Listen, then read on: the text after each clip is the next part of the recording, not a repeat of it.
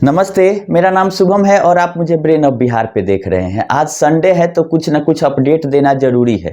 हालांकि पिनक पानिक मोहंती वाला ऑर्डर में कुछ आया नहीं, जिसके चलते हम वीडियो नहीं बना के आप लोगों को बता रहे थे कि केवल डेट दिखाई दे रहा है कि अगला डेट आ गया है 16 अप्रैल 2024। तीन चार महीना आगे का डेट पड़ जाना लोगों को काफी दुखी कर गया है। हम लोगों को भी उम्मीद था कि कहीं ना कहीं कुछ ऑर्डर आएगा जिससे कम से कम स्टेटस रिपोर्ट तो पता चले कि कितना का क्लेम हुआ और कितना का डिसबर्समेंट हुआ, जो कि पिछले ऑर्डर में सुप्रीम कोर्ट के द्वारा ही पूछा गया था कि जो सहारा रिफंड पोर्टल के थ्रू 5,000 करोड़ रुपए का डिसबर्समेंट किया जाना है, उसमें क्या स्टेटस है। स्टेटस रिपोर्ट फाइल करने के लिए बोला गया था। सुनवाई हुई है, हियरिंग हुआ है, लेकिन आपका कोई स्टेटस रिपोर्ट ऑर्डर में नहीं लिखा गया है। केवल ये बोल दिया गया है कि लिस्ट ऑन 16/4/2024। खैर, अब अंदर क्या हुआ, कोर्ट में स्टेटस रिपोर्ट दिया गया नहीं दिया गया, ये किसी को कुछ पता नहीं चला। जो अंदर कोर्ट में होगा वो बता सकता है, हम लोगों को नहीं पता चला है। अब रही बात कि क्या इस केस के आगे चले जाने से 29 तारीख तक जो पैसा रिफंड करना है ये रुक जाएगा या आगे बढ़ जाएगा, ऐसा नहीं है।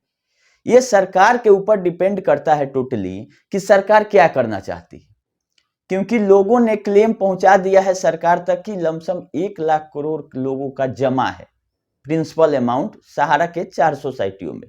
इसका रिफंड अब सरकार को करना सुनिश्चित करना है कि किस मोड से कहां से पैसा लाके करती है, क्योंकि सुप्रीम कोर्ट में टोटल मिला के विथ इंटरेस्ट 25, 26, 27 हजार करोड़ रुपया ही होता है और वापस करना है 1 लाख करोड़।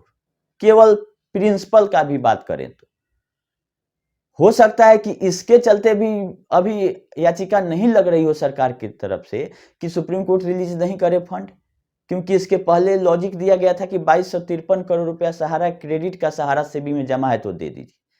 अब किस बेसिस पर सहारा सेबी वाला से पैसा मांगा जाता है? उस समय सहारा ने कोई ऑब्जेक्शन नहीं किया था कि पैसा निकल के कस्टमर को जाने दीजिए। अब सहारा की संपत्ति बिक रही है, क्यों? लोन डिफॉल्ट हो गया है और क्यों हुआ है कि सहारा सेबी में उसका पैसा जमा था। तो इसमें सहारा भी अपने तरफ से ऐसा नहीं है कि खुला छोड़ देगी कि जो पैसा है आप कस्टमर को दे दीजिए। उसका कहना है कि हम अपने ग्रुप कंपनी से पैसा लेकर के सहारा सेबी का ऑर्डर का कंप्लायंस करने के लिए पैसा हम जमा किए थे, लेकिन हम रियल में पेपर पे कहिए या कन्वर्जन करिए, पैसा हम हाउसिंग और रियल एस्टेट का पहले ही वापस कर चुके हैं। ये दोबारा पैसा हमको जमा करना पड़ा, जिससे हमको अपने छोटे छोटे कंपनियों या ग्रुप के जितनी कंपनियां उससे हम 100 करोड़ 200 करोड़ 500 करोड़ जहां से जितना बना हम उठा के उसमें जमा किए। तो इसके लिए सहारा भी जाएगी कि हमारी सारी कंपनियां बिक जाएगी। इस हिसाब से सहारा से भी विवाद के कारण अगर हम पैसा हमको आप नहीं दीजिएगा सहारा से भी अकाउंट से, कस्टमर का फंड अलग है, कस्टमर का फंड सोसाइटी में, सोसाइटी का इन्वेस्टमेंट एमबी वैली में है। ऐसा दिल्ली हाईकोर्ट में बताया गया है कि 86,000 करोड़ में 62,000 करोड़ रुपया तो एमबी वैली में है। तो क्यों ना पहले एमबी वैली वाला पैसा को आप लाके आप पेमेंट कीजिए, ताकि सरकार को भी पता चले। रखा हुआ पैसा को बांटने में तो बहुत ये आराम से हो जाता है। जब एमबी वैली का नीलामी का डेट आने वाला था, उसका केस लिस्ट होने वाला था, मेन केस सहारा सेबी वाला, तो उसका डेट आगे बढ़ा दिया गया और किसी के द्वारा नहीं, सरकार के द्वारा बढ़वाया गया, क्योंकि 29 मार्च को जब आदेश आ गया था कि 5,000 करोड़ रिलीज होगा, उसके 15 दिन बाद 18, 19, 20 अप्रैल को सुनवाई था, आप लोग को याद होगा। तो उस दिन डेट को एक जज साहब बीमार पड़ते हैं और डेट वहां से ड्रॉप कर दिया जाता है और 1 साल लमसम होने जा रहा है। 9 जनवरी को लास्ट सुनवाई हुआ था, उसके बाद कोई डेट ही नहीं पड़ा। तो ये टोटली सरकार के ऊपर डिपेंड करता है कि सरकार क्या करना चाहती है, किस केस में आईए लगा के फिर अगला आदेश ले आएगी। ऐसा जरूरी नहीं है कि पिनक पानिक मोहंती वाला में ही आईए सरकार लगाए। वो चूंकि पीआईएल का मैटर था और अमित शाह का फरमान था कि जल्द से जल्द आप ये काम कीजिए, तो सरकार के द्वारा एक आईए फाइल किया गया और 5,000 करोड़ ले आया गया। अब ये कितना सही था गलत था, क्योंकि 3 जजेज बेंच को फैसला देना था सहारा से भी विवाद में, और 2 जजेज बेंच ही फैसला दे दिया कि 5,000 करोड़ रुपया आप रिलीज कर दीजिए। तो कुछ कहा नहीं जा सकता है कब क्या हो जाएगा सुप्रीम कोर्ट की तरफ से या सरकार की तरफ से। हमारे आपके सोच से ऊपर का चीज है। आप लोग बताइए कि 3 जजेज बेंच के अलावा कोई बेंच ऑर्डर नहीं दे सकता था। उस मामले में सरकार ने प्रेशर बनाया तो कैसे सुप्रीम कोर्ट 2 जजेज बेंच ही 5,000 करोड़ रिलीज कर दिया। और जब 2 जजेज बेंच फैसला कर सकता है तो इतना 10 साल से 3 जजेज बेंच का इंतजार क्यों किया जा रहा है कि चीफ जस्टिस का ऑर्डर लिया जाएगा और 3 जजेज बेंच बैठेगा तभी सहारा से भी का मुख्य विवाद सॉल्व किया जाएगा। ये सब समझ से परे है। तो टोटली डिपेंड अब कर रहा है कि सरकार इसको कैसे हैंडल करना चाहती है और हमारे अब आपके बस का नहीं है। रहा बात 29 तारीख तक लास्ट डेट है 9 महीना पूरा होने में ऑर्डर का, तो ये सरकार का टेंशन है कि किस केस में आईए लगा के वो अपना अगला ऑर्डर लाती है या मेन केस सहारा से भी वाला लिस्ट करा लेती है और सुनवाई करके एमबी वैली का नीलामी का प्रक्रिया शुरू करती है। हो सकता है कि सुप्रीम कोर्ट ये भी बोल दे कि आप 25,000 करोड़ को बाद में लीजिएगा, ये तो रखा हुआ है ही, इसके अलावा जो लाइबिलिटी है सोसाइटियों का उसका क्लियरेंस आप कहां से कीजिएगा, इसका जवाब सरकार दे। और ये पूछना भी चाहिए कोर्ट को कि ठीक है 25,000 करोड़ तो सहारा ने जमा किया, उसको आप बांट दीजिएगा, लेकिन 1 लाख करोड़ के लिए आप क्या कर रहे हैं, ये कोर्ट को जरूर पूछना चाहिए। और पहले वही काम करिए जो कि आप 1 लाख करोड़ को कैसे वापस कीजिएगा उसका प्रक्रिया शुरू कीजिए। चारों सोसाइटियों का लिक्विडेशन करके देख लीजिए कितना संपत्ति है इसका। तो घबराने वाली कोई बात नहीं है। इस दिसंबर में ही कोई ना कोई आईए सरकार के द्वारा किसी भी पीआईएल में पब्लिक से रिलेटेड मैटर में सरकार का यूनियन ऑफ इंडिया का बहुत सारा केस रहता है, लगा के ला सकती है। ऐसा जरूरी नहीं है कि पिनक पानिक मोहंती वाला ही केस में ये आदेश आए। हो सकता है मेन केस को लिस्ट किया जाए, करा लिया जाए, क्योंकि मेन केस में सितंबर में गौरव अग्रवाल के द्वारा एक आईए फाइल किया गया है, हमने स्टेटस में देखा। तो मेन केस भी रोका गया था सरकार के द्वारा ही, सरकार जब चाहेगी तो इसमें डेट पड़ेगा और सुनवाई होगी। ये रहा अपडेट पिनक पानिक मोहंती और पोर्टल से। पोर्टल पे आप लोग अप्लाई कर दे, रीअप्लाई कर दे, जो भी आपके एंड से होना है आप लोग करके रखें कि हो सकता है कि 29 तारीख के बाद कुछ दिन के लिए रोक दिया जाए अप्लाई, क्योंकि जब तक आदेश नहीं आता है हम अप्लाई नहीं लेंगे और ऑलरेडी इतना का क्लेम आ चुका है, तो हो सकता है कि क्लेम नया नहीं लिया जाए। इसलिए जिनका पेंडिंग है वो अप्लाई करके छोड़ दे पोर्टल पे, क्योंकि एक बार अप्लाई रहेगा तभी कुछ फर्दर होगा। क्योंकि आज जो सीन है कि अगर डिफिशियंसी हटाना है तो नया क्लेम नहीं ऐड करने दे रहा है पोर्टल। तो हमने शुरू से सलाह दिया था कि जितना बॉन्ड है सारा लगाइए, मैच्योरिटी पूरा हुआ नहीं हुआ सरकार को एक तरह से कंप्लेन ही करिए इस पोर्टल के द्वारा। पैसा तो खर्चा हो रहा है लेकिन इसके अलावा कोई रास्ता नहीं है, इसलिए हम ये सजेस्ट कर रहे हैं कि आप लोग पोर्टल पे डाल दीजिए। क्योंकि अब सरकार के ऊपर डिपेंड करता है कि कैसे भुगतान कराएगी। सहारा अपना पैसा लेना था, लेके निकल गई और अपना एनसीएलटी और ये सब का चक्कर लगा रही है। अगला अपडेट आप लोगों को देंगे एनसीएलटी एलआईसी वाला जो है, जो सहारा एलआईसी है वो भी अपडेट है और सहारा क्यू सब जो एनसीएलटी का मैटर था उसका भी अपडेट है इसमें। तो पहला आप बात कर लेते हैं कि 6 दिसंबर को सिक्योरिटीज अपीलेट ट्रिब्यूनल में सहारा लाइफ का केस लगा था, जिसका अगला डेट दे दिया गया था 8 जनवरी 2024। लेकिन इसी बीच में एक नया अपील दायर किया जाता है 8 तारीख को सहारा लाइफ के तरफ से, और बोला जाता है इसको कि जल्द से जल्द इसका सुनवाई पहले कर लिया जाए, मतलब 8 जनवरी के पहले कर लिया जाए। ऐसा बेचैनी क्यों पकड़ा है सहारा लाइफ में सहारा को, यह समझने की बात है। क्योंकि सहारा लाइफ में ज्यादा लायबिलिटी नहीं है और वो चलने लायक कंपनी थी, तभी एसबीआई लाइफ रेडी है कि उसको हम ट्रांसफर कर लेंगे और सारा प्रीमियम अभी जमा हो रहा है एसबीआई लाइफ में। चूंकि प्रीमियम एसबीआई लाइफ में जाना शुरू हो गया और केस इसका लंबा चल रहा है, तो अब बेचैनी सहारा को है कि कैसे हूं प्रीमियम मेरे थ्रू रूट हो। इसके लिए एक नया अपील दायर किया गया था 8 तारीख को, जिसकी सुनवाई 12 दिसंबर को हुई और बोला गया कोर्ट को कि ऐसा कोई अर्जेंसी नहीं है कि हम पहले सुनवाई करें, हम अपने डेट जो लिस्टिंग किया गया है 8 जनवरी को उसी दिन सुनवाई करेंगे, और इस अपील को डिसमिस कर दिया गया। तो ऐसा बेचैनी क्यों सहारा लाइफ वाले मामले में सहारा को पकड़े हुए? क्या 78 करोड़ रुपया जमा करने की व्यवस्था कर ली है सहारा लाइफ की? 78 करोड़, और जो भी हमारे एंड से गलती हुआ उसको सुधार के हम अपना सहारा लाइफ को वापस लेना चाहते हैं।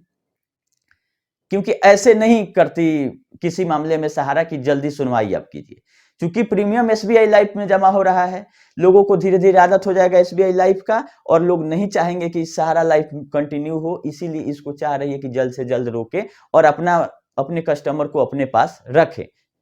क्योंकि सहारा चाहती तो 78 और 100 करोड़ इसके लिए कुछ नहीं है, 2 मिनट में जमा करती। लेकिन एक दो और कमी पाई गई थी सहारा लाइफ में, जिसमें बोला गया था कि आप फिट एंड प्रॉपर नहीं बैठ रहे हैं IRDA के सर्कुलर और उसके गाइडलाइन के हिसाब से, मतलब आपके बस का नहीं है IRDA के रूल को फॉलो करना, इसलिए भी हम ट्रांसफर कर रहे हैं कि अब आपसे कंपनी ये सब नहीं चलेगा और कस्टमर का पैसा डूब जाएगा।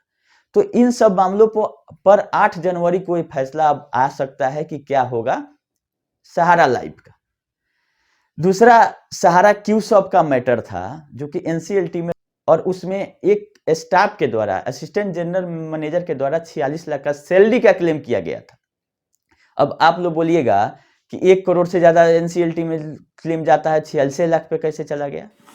तो 24 मार्च 2020 के बाद 1 करोड़ लिमिट किया गया। उसके पहले मात्र 1 लाख रुपया लिमिट था NCLT में क्लेम करने का, कि अगर आप 1 लाख रुपया भी किसी कंपनी पे बाकी है, अगर कॉर्पोरेट है, वो मिनिस्ट्री ऑफ कॉर्पोरेट अफेयर से वो रेगुलेट होती है, तो आप क्लेम कर सकते थे। फाइनेंशियल क्रेडिटर या ऑपरेशनल क्रेडिटर, 2 तरह के क्रेडिटर होते हैं। फाइनेंशियल हो गए जो कि पैसा अपना इन्वेस्ट किए हुए हैं, और ऑपरेशनल हो गए जो कि उसके ऑपरेशन में है, या जैसे स्टाफ हो गए, तो ये ऑपरेशनल क्रेडिटर हो गए। 2 तरह के क्रेडिटर होते हैं। और सामने वाली कंपनी जिसमें आप काम कर रहे हैं, जिसके अगेंस्ट में क्लेम कर रहे हैं, वो कॉर्पोरेट डेटर कहा जाता है। तो ये सब ऑर्डर में वर्ड यूज किया जाता है, तो ये सब आप लोग को थोड़ा बहुत जानना चाहिए कि क्या है। तो सहारा क्यूसॉप के अगेंस्ट में 46 लाख का क्लेम हुआ। सहारा के तरफ से NCLT में कोई अपीयर नहीं हुआ। एक्स पार्टी ऑर्डर होता है कि हाँ, इसका CIRP, corporate insolvency resolution process में इस कंपनी को डाल दीजिए 46 लाख रुपया के लिए। कोई अपीयर नहीं हुआ। मिनिस्ट्री ऑफ कॉर्पोरेट अफेयर्स को ये दे दिया गया है NCLT की तरफ से, इस कंपनी को कॉर्पोरेट रिजोल्यूशन प्लान में आप डालिए।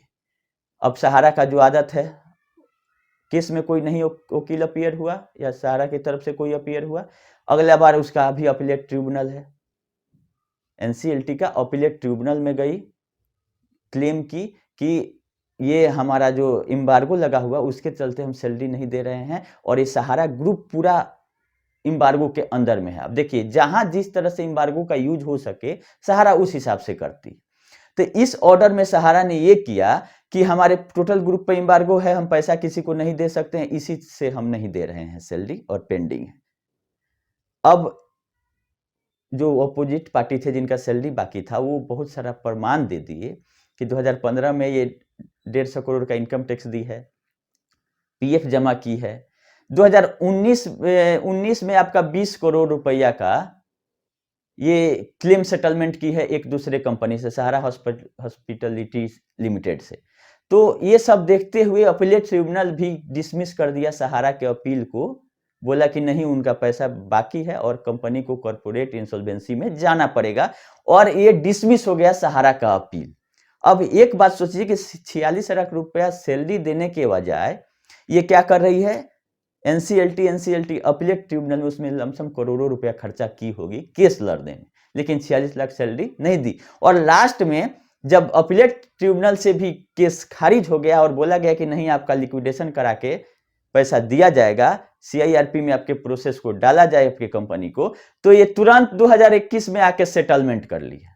हमें स्टेटस चेक के काफी रिसर्च करना पड़ा इसमें कि आखिर उस समय वाला मैटर में हुआ क्या। जब NCLT में ऑलरेडी 2016-17 में आदेश आ गया था, तो फिर ये नया आदेश फिर कैसे आया क्यूसॉप का?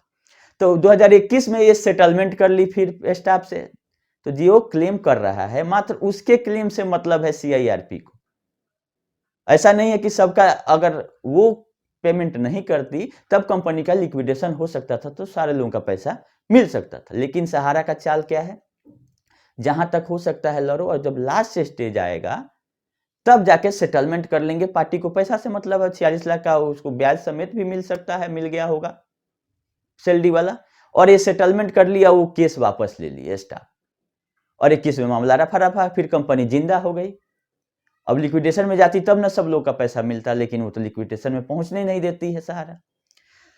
फिर सप्लाई जो 2023 में एक नया क्यूसॉप को CIRP में डालने का आदेश आया 6 दिसंबर को, फिर नए क्रेडिटर, एक सप्लाई चेन वाला, आप लोगों को पिछले वीडियो में हम बताए थे कि 4 करोड़ का क्लेम है जो कि फाइल किए और इसका ये CIRP में डालने का आदेश आ गया।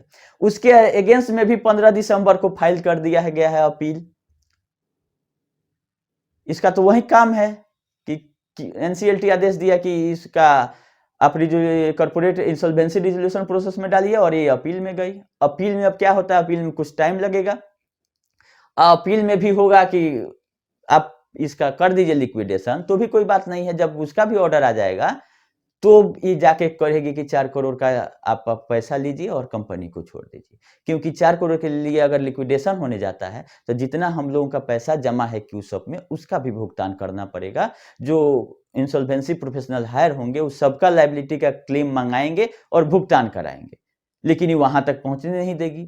तो इसी सब का काट निकालना है कि इस सब से बचते हुए कैसे पैसा निकाला जाए जो कि सहारा क्यूसॉप में है। इस पे वर्किंग करना जरूरी हो गया है, क्योंकि इस तरह से तो जो बड़े क्रिएटर हैं वो अपना क्लेम करेंगे NCLT में जिनका 1 करोड़ से ज्यादा है, जमाकर्ता का 1 करोड़ से ज्यादा है नहीं, और जिनका होगा वो अगर जाएंगे वहां तक वो लड़ सकते हैं तो लड़ेंगे और लास्ट में पैसा दे देगी। तो मेरा टारगेट ये है कि इसको रोका जाए और with interest other than society जो कंपनियों से कंपनी एक्ट रेगुलेटर थे उसका मिलना सुनिश्चित है। इसके लिए आप लोग निश्चिंत रहें। इसीलिए ये लिक्विडेशन से डर रही है। ये चाहती तो कंपनी बंद कर देती, क्योंकि कंपनी में कुछ हो नहीं रहा है, तो लिक्विडेशन क्यों नहीं? क्योंकि क्यूसॉप का अपना पूंजी 2000 करोड़ लगाया गया था जब शुरू हुई थी, और लायबिलिटी भी लमसम हमको लगता नहीं है कि 2000 करोड़ से ज्यादा बचा होगा। तो कहीं ना कहीं इसको लगता है कि अगर लिक्विडेशन में जाते हैं तो पब्लिक का पैसा इससे भुगतान हो सकता है। तो तब तक हम लिक्विडेशन नहीं करेंगे जब तक कि सारा एसेट संपत्ति का ठिकाना हम अपने स्तर से नहीं लगा लेते हैं। क्योंकि हॉस्पिटल वाला मैटर देखिए, इतना दिन से हॉस्पिटल को बचा रही थी। जो भी मूर्खदानी थे वो बोल रहे थे कि हॉस्पिटल मेरा है, हॉस्पिटल था भी इसका। लेकिन ऐसा क्या हुआ कि हॉस्पिटल को ये एग्री हो गई है ट्रांसफर करने के लिए, बिजनेस ट्रांसफर के थ्रू ये पिरामल को पैसा देने के लिए बोली है कि हम बिजनेस ट्रांसफर एग्रीमेंट कर लिए हैं स्टारलिंक मेडिकल सेंटर से, और स्टारलिंक मेडिकल सेंटर बेच रही है एक मैक्स हेल्थ केयर का सब्सिडी कंपनी है उसको, क्रॉसली रेमिडीज लिमिटेड कुछ नाम है। तो मेरा कहना है कि सहारा हॉस्पिटल और मैक्स हेल्थ केयर ये आपस में डील डायरेक्टली क्यों नहीं किए?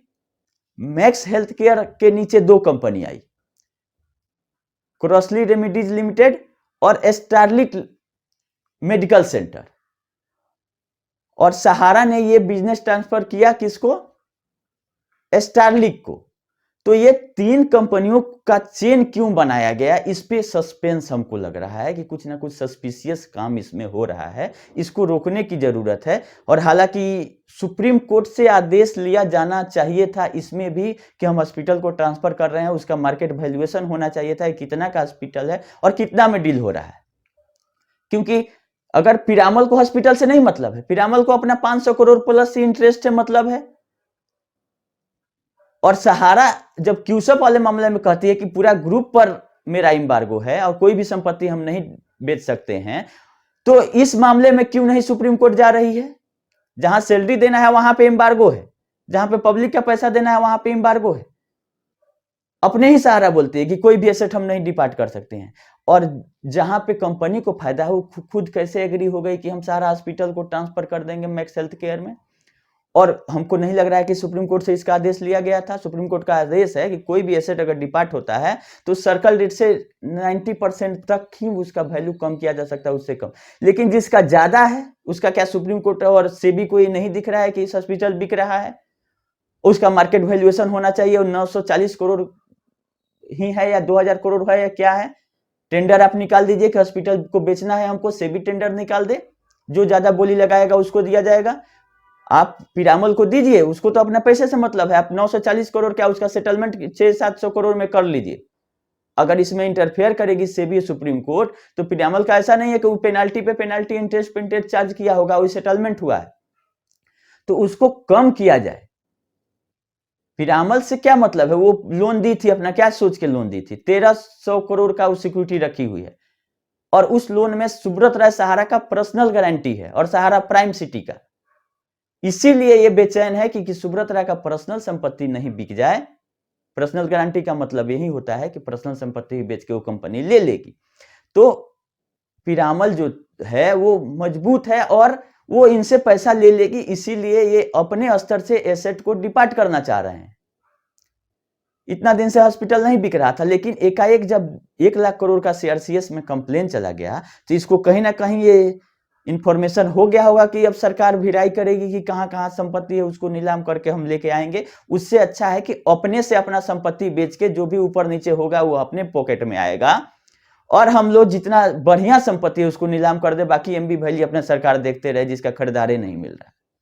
लेकिन जो अच्छा संपत्ति है उसको निकाल के ही अपने पॉकेट में डालना चाहती है, तो इसको रोकने की जरूरत है। हो सकता है कि हम मेल कर दें सेबी में भी और सुप्रीम कोर्ट में भी कि ऐसा डील होने जा रहा है मैक्स हेल्थ केयर से, तो इसका मार्केट वैल्यूएशन और टेंडर के थ्रू ये कराया जाए। इसको रोकना जरूरी है।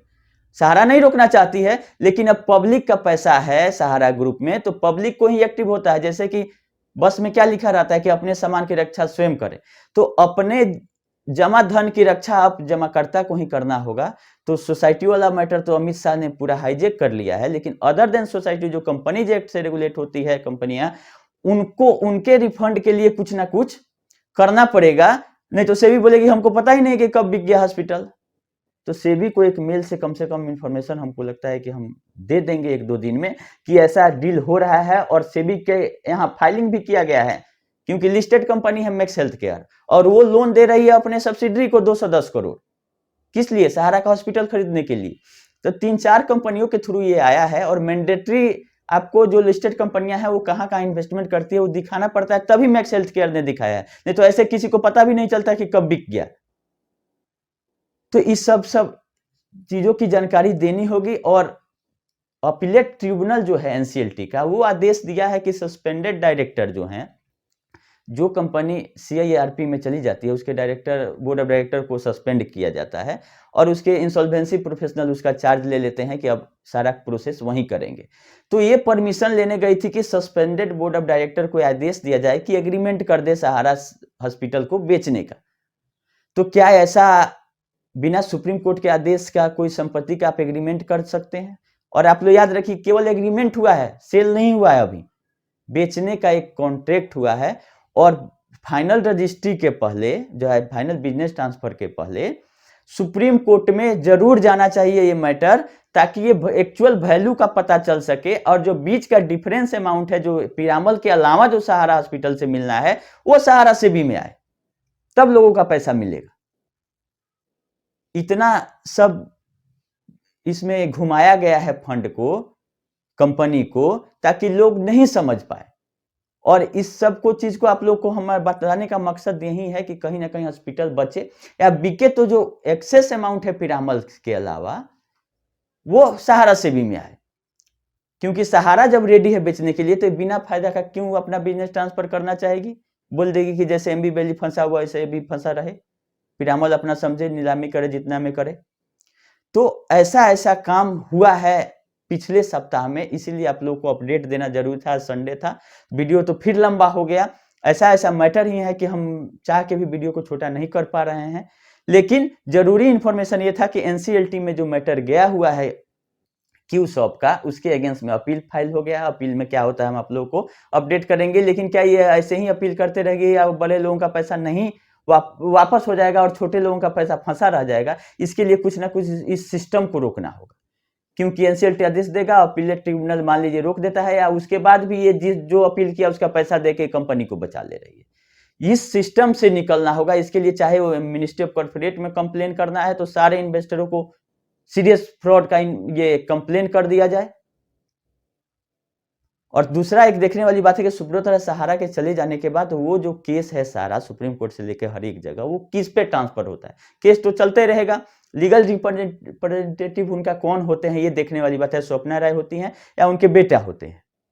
क्योंकि बेटा लोग तो यहाँ है नहीं। स्वप्ना राय भी जाना चाहती थी, दिल्ली हाईकोर्ट में एक आवेदन लगाया था कि लुकआउट सर्कुलर जारी किया था एसएफआईओ ने, तो लुकआउट सर्कुलर के चलते वो विदेश नहीं जा पाई हैं, शौक से इंडिया में नहीं है, ये भी आप लोग जान लीजिए। वो भी कोशिश की थी लेने के लिए कि लुकआउट सर्कुलर हटा लिया जाए, लेकिन बाद में अपने एप्लीकेशन को विड्रॉ कर ली। इसका मतलब लुकआउट सर्कुलर के चलते इंडिया में दिख रही हैं स्वप्ना राय।